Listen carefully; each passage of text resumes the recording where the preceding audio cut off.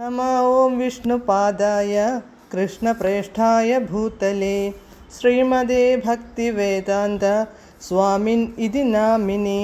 नमस्ते सारस्वते देवे गौरवाणी प्रचारिणे निर्विशेषशून्यवादी पाश्चात्यदेशतारिणे। जय श्रीकृष्ण चैतन्य प्रभु नित्यानन्द श्री अद्वैत गदाधर श्रीवासादि गौरभक्तवृन्द। हरे कृष्ण कृष्ण कृष्ण हरे हरे, हरे राम राम राम हरे हरे। हरे कृष्ण कृष्ण कृष्ण हरे हरे, हरे राम राम राम हरे हरे। हरे कृष्ण कृष्ण कृष्ण हरे हरे, हरे राम राम हरे हरे. പരമദിവ്യോത്തമ പുരുഷനായ ശ്രീകൃഷ്ണ ഭഗവാന്റെ കഥകളാണ് ശ്രീകൃഷ്ണ എന്ന പുസ്തകത്തിലൂടെ പറയുന്നത്. ഓം നമോ ഭഗവതേ വാസുദേവായ, ഓം നമോ ഭഗവതേ വാസുദേവായ, ഓം നമോ ഭഗവതേ വാസുദേവായ.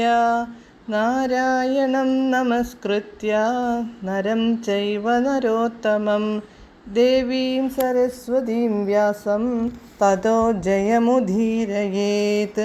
നഷ്ടപ്രായേഷു ഭദ്രേഷു നിത്യം ഭാഗവത സേവയാ ഭഗവത്യുത്തമശ്ലോകേ ഭക്തിർഭവതി നഷ്ടികി. അധ്യായം 61. ഉഷയും അനിരുദ്ധനും തമ്മിലുള്ള സമാഗമം. Page number 602. സംഭാഷണത്തിനിടയ്ക്കു തന്നെ ഉപരിലോകങ്ങളിൽ വസിക്കുന്ന ദേവന്മാരുടെ പല ചിത്രങ്ങൾ അവൾ വരച്ചു. തുടർന്ന് ഗന്ധർവന്മാർ, സിദ്ധന്മാർ, ചാരണന്മാർ, പന്നന്മാർ, ദൈത്യന്മാർ, വിദ്യാധരന്മാർ, യക്ഷന്മാർ, മനുഷ്യന്മാർ എന്നിവരുടെയെല്ലാം ചിത്രങ്ങൾ വരച്ചു. എല്ലാ ലോകങ്ങളിലും ജീവചൈതന്യങ്ങളുണ്ടെന്ന് ശ്രീമദ് ഭാഗവതത്തിലെയും മറ്റു വൈദിക ഗ്രന്ഥങ്ങളിലെയും പ്രസ്താവനകൾ തെളിയിക്കുന്നുണ്ട്. അതിനാൽ ഭൂമിയിലൊഴികെ മറ്റെങ്ങും ജീവാത്മാക്കളില്ലെന്നു ഖണ്ഡിതമായി പറയുന്നതു വിഡ്ഢിത്തമായിരിക്കും. ചിത്രലേഖ അനേകം ചിത്രങ്ങൾ വരച്ചു. മനുഷ്യവർഗത്തിലുള്ളവരുടെ ചിത്രങ്ങളുടെ കൂട്ടത്തിൽ കൃഷ്ണന്റെ പിതാവായ വസുദേവർ, പിതാമഹനായ ശൂരസേനൻ, ശ്രീ ബലരാമൻ, ഭഗവാൻ കൃഷ്ണൻ എന്നിവരുൾപ്പെടെ വൃഷ്ണി വംശത്തിലുള്ളവരുടെ മുഴുവൻ ചിത്രങ്ങളുമുണ്ടായിരുന്നു. പ്രദ്യുമ്നന്റെ ചിത്രം കണ്ടപ്പോൾ ഉഷ ഒട്ടൊന്നു ലജ്ജിച്ചു. എന്നാൽ അനിരുദ്ധന്റെ ചിത്രം കണ്ടയുടൻ താൻ അന്വേഷിച്ചിരുന്ന ആളിനെ കണ്ടെത്തിയതിനാൽ അവൾ ലജ്ജിച്ചു തല താഴ്ത്തിയെന്നു മാത്രമല്ല മന്ദഹസിക്കുകയും ചെയ്തു. ചിത്രലേഖ കാണിച്ച ചിത്രം തൻ്റെ ഹൃദയം കവർന്നയാളിൻ്റേതു തന്നെയാണെന്ന് അവൾ തിരിച്ചറിഞ്ഞു. ചിത്രലേഖ ഒരു ദിവ്യയോഗിനിയായിരുന്നു. ഉഷ ചിത്രം തിരിച്ചറിഞ്ഞ ഉടനെ അവരിലൊരാളും അദ്ദേഹത്തെ എന്നെങ്കിലും കാണുകയോ പേരെങ്കിലും അറിയുകയോ ചെയ്തിട്ടില്ലെങ്കിലും ആ ചിത്രം ഭഗവാൻ കൃഷ്ണന്റെ പൗത്രനായ അനിരുദ്ധൻ്റേതാണെന്നു ചിത്രലേഖയ്ക്കു ബോധ്യമായി. ആ രാത്രി തന്നെ അവൾ ബാഹ്യാകാശത്തിലൂടെ സഞ്ചരിച്ച് കൃഷ്ണനാൽ സുരക്ഷിതമായിരുന്ന ദ്വാരകാപുരിയിൽ ചുരുങ്ങിയ സമയത്തിനുള്ളിൽ എത്തിച്ചേർന്നു. അവൾ കൊട്ടാരത്തിൽ കടന്ന് ആഡംബരം നിറഞ്ഞ കട്ടിലിൽ ഉറങ്ങുന്ന അനിരുദ്ധനെ കണ്ടെത്തി. ഉടൻ തന്നെ ഉഷയ്ക്കു പ്രിയപ്പെട്ട ഭർത്താവിനെ കാണാൻ വേണ്ടി തൻ്റെ ദിവ്യശക്തി കൊണ്ട് അനിരുദ്ധനെ അദ്ദേഹം ഉറങ്ങുന്ന പടി തന്നെ ശോണിതപുരത്തു കൊണ്ടുവന്നു.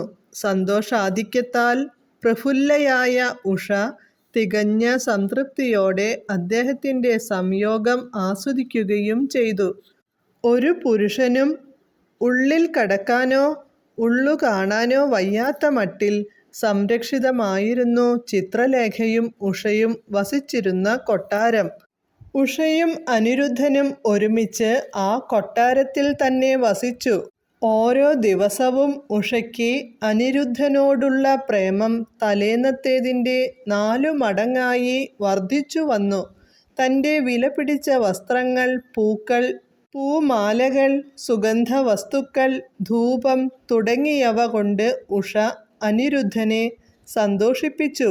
കട്ടിലിനരുകിൽ ആവശ്യമായ സാമഗ്രികൾ, പാൽ തുടങ്ങിയ പാനീയങ്ങൾ, ചവയ്ക്കുകയോ വിഴുങ്ങുകയോ ചെയ്യാവുന്ന ഭോജ്യങ്ങൾ മുതലായവ ഒരുക്കിയിരുന്നു. സർവോപരി മധുരഭാഷണങ്ങളും വിധേയത്വത്തോടുകൂടി സേവനങ്ങളും കൊണ്ട് അവൾ അവനെ സന്തോഷിപ്പിക്കുകയും ചെയ്തു. ഉഷ അനിരുദ്ധനെ പൂജിച്ചത് പരമപുരുഷൻ എന്ന നിലയിലായിരുന്നു. തൻ്റെ സേവനം കൊണ്ട് അനിരുദ്ധനെ മറ്റു കാര്യങ്ങളെല്ലാം വിസ്മരിപ്പിക്കാനും അദ്ദേഹത്തിൻ്റെ ശ്രദ്ധയും പ്രേമവും ഒരു ചലനവും കൂടാതെ തന്നിൽ തന്നെ ഉറപ്പിച്ചു നിർത്താനും ഉഷയ്ക്കു കഴിഞ്ഞു. പ്രേമത്തിൻ്റെയും സേവനത്തിൻ്റെയുമായ ഈ അന്തരീക്ഷത്തിൽ അനിരുദ്ധൻ മിക്കവാറും സ്വയം മറന്നു സ്വന്തം ഗൃഹത്തിൽ നിന്നു പോന്നിട്ട് എത്ര നാളായി എന്ന് ഓർമ്മിച്ചെടുക്കാൻ പോലും അദ്ദേഹത്തിനു കഴിഞ്ഞില്ല. ഹരേ കൃഷ്ണ.